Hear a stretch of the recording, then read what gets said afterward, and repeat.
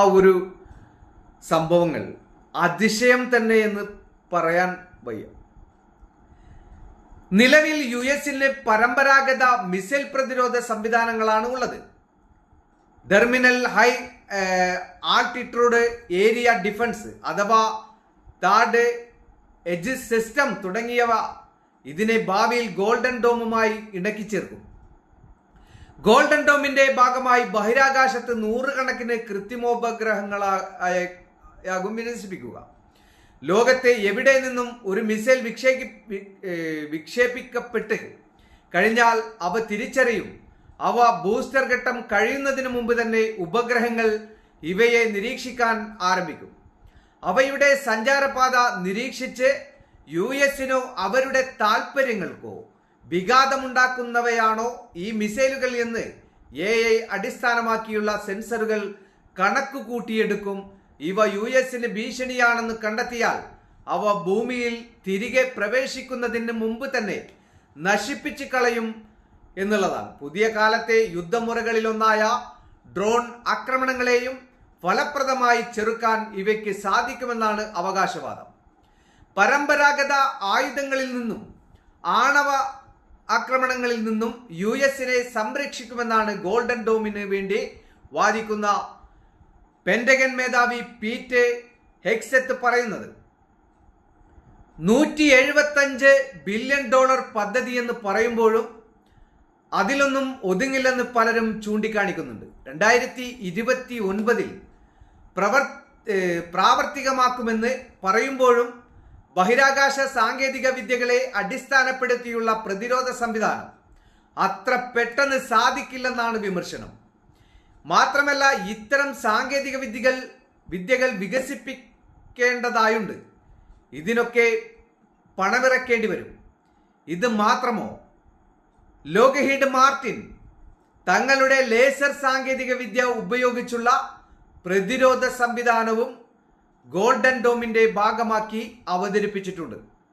ഒരു ബഹുതല വ്യോമ പ്രതിരോധ സംവിധാനമായി ഇതിനെ വികസിപ്പിക്കുന്നുവെന്ന് പറയുമ്പോഴും ഇപ്പോഴും പൂർണ്ണതോതിൽ വികസിച്ചിട്ടില്ലാത്ത സാങ്കേതിക വിദ്യകളാണ് ഇതിൽ ഉപയോഗിക്കുക എന്ന് വിശദീകരിക്കുന്നുണ്ട്. ഇതിന് പുറമെ ഗോൾഡൻ ഡോമിന് വേണ്ടിയുള്ള സാറ്റലൈറ്റ് വിക്ഷേപണം സ്പേസ് എക്സ് വഴിയാകുമെന്ന് ഏകദേശം ഉറപ്പാണ്.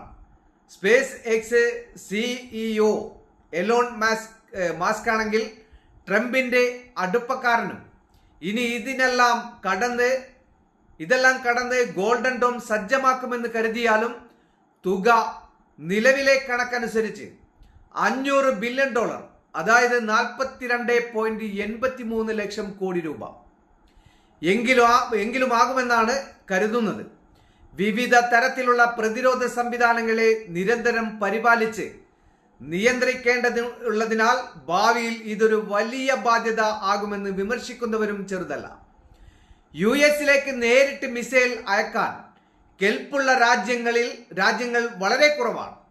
റഷ്യയും ചൈനയും മാത്രമാണ് യുഎസിന് സമീപ ഭാവിയിൽ ഭീഷണി ഉയർത്താൻ സാധ്യതയുള്ള ഏക രാജ്യങ്ങൾ.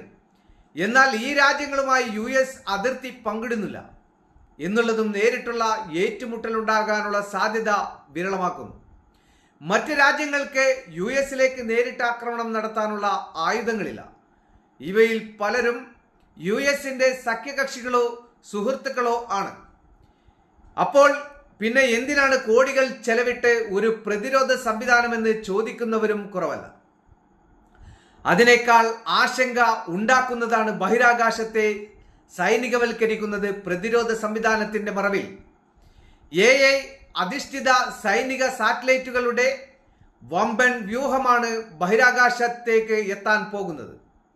ലോകത്തെ എവിടെ നിന്ന് മിസൈൽ വിക്ഷേപിക്കപ്പെട്ടാലും തിരിച്ചറിഞ്ഞ് ആക്രമിക്കാനുള്ള സംവിധാനങ്ങൾ അവയിൽ ഉണ്ടായേക്കാം. ലേസർ ആയുധങ്ങൾ ബഹിരാകാശത്ത് എത്തിയേക്കാം. യുഎസിന് താല്പര്യമില്ലാത്ത രാജ്യങ്ങളും സാറ്റലൈറ്റുകളും തകരാറിലാക്കാൻ ശ്രമിച്ചേക്കാം. അങ്ങനെ ഒട്ടേറെ ആശങ്കകളും ഇതിനൊപ്പം ഉയരുന്നുണ്ട്. യുഎസിനെ ചെറുക്കാൻ മറ്റു രാജ്യങ്ങളും ബഹിരാകാശത്ത് ആയുധപ്പുരകൾ ഒരുക്കിയാൽ മറ്റൊരു ആഗോള ശീതയുദ്ധമാകും സംജാതമാകുക.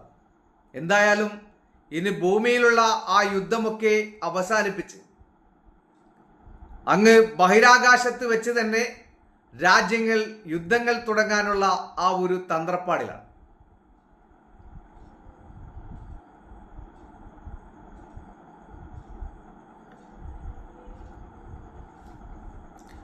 ഇപ്പോ ഇന്ത്യ ബ്രഹ്മോസ് മിസൈൽ ഉപയോഗിച്ചാണ് പാകിസ്ഥാനെ ചൂണ്ടുവിരലിൽ നിർത്തിയത്. പാകിസ്ഥാനിന് ഇടിമിന്നൽ ഏൽക്കുന്ന രൂപത്തിലാണ് ആ ഒരു മിസൈൽ ആക്രമണം ഉണ്ടായത്. അപ്പോൾ വലിയ ഒരു ഞെട്ടലിൽ തന്നെയാണ് പാകിസ്ഥാന്റെ ആ ഒരു ജനങ്ങൾ മൊത്തം. ഈ ഒരു വിഷയം ലോകരാജ്യങ്ങളിൽ ചർച്ചാ വിഷയമായി കൊണ്ടിരിക്കുമ്പോൾ വീണ്ടും ഇന്ത്യയിൽ ഒളിപ്പിച്ചു വെച്ചതായിട്ടുള്ള ആ ഒരു മിസൈലുകൾ, അത് ഏത് രൂപത്തിലുള്ള മിസൈലുകളാണ് എന്ന് ഒരാൾക്കും കണ്ടുപിടിക്കാൻ കഴിയാതെ പോയ ആ മിസൈലുകൾ ഓരോന്നോരോന്നായിട്ട് ഇന്ത്യ പ്രത്യക്ഷത്തിൽ കൊണ്ടുവരുന്നു. അപ്പോൾ ലോകരാജ്യങ്ങളിൽ ഇന്ത്യ വികസിപ്പിച്ചെടുത്ത ആ ഒരു മിസൈലുകളെ, അതിൻ്റെ പേരും അതിൻ്റെ വേഗതയും ഒക്കെ ലോകമാധ്യമങ്ങളിൽ പ്രചരിക്കുമ്പോൾ അമേരിക്ക പോലെയുള്ള രാജ്യങ്ങൾ ഇന്ത്യയെ ഉറ്റിട്ടു നോക്കിക്കൊണ്ടിരിക്കുകയാണ്. കാരണം ഇനി എന്താണ് സംഭവിക്കുക എന്നുള്ളതാണ് നോക്കിക്കൊണ്ടിരിക്കുന്നത്.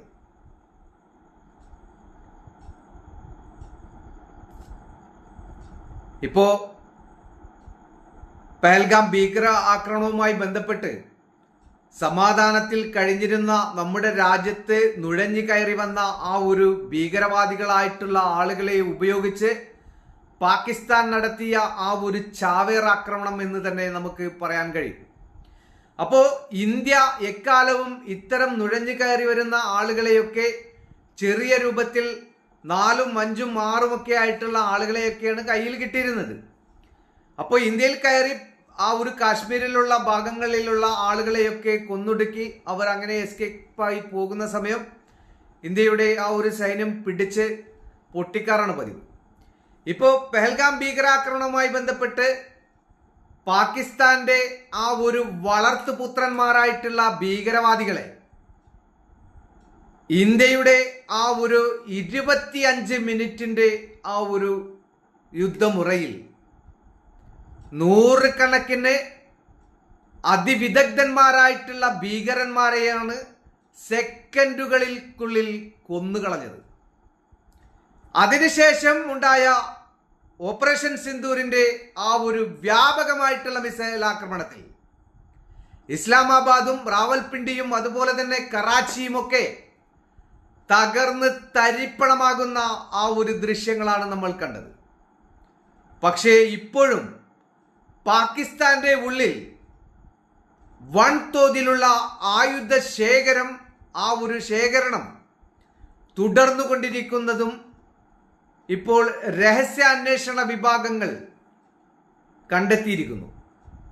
അപ്പൊ അതുകൊണ്ട് നമ്മുടെ രാജ്യത്ത് ഇനിയും ബ്രഹ്മോസിനേക്കാൾ അതിവേഗതയിൽ ചെന്ന് പതിക്കാൻ ശേഷിയുള്ള മിസൈലുകളാണ് ഇന്ത്യ റഷ്യയുമായിട്ടുള്ള ആ ഒരു സൗഹൃദത്തിൽ നമ്മുടെ ഇന്ത്യയിൽ വെച്ചുകൊണ്ട് ആ ഒരു മിസൈലുകൾക്ക് ജന്മം നൽകിക്കൊണ്ടിരിക്കുന്നത്. ഒരുപാട് മിസൈലുകൾ ഇതിനകം നിർമ്മിച്ചു കഴിഞ്ഞു എന്നാണ് കേൾക്കുന്നത്.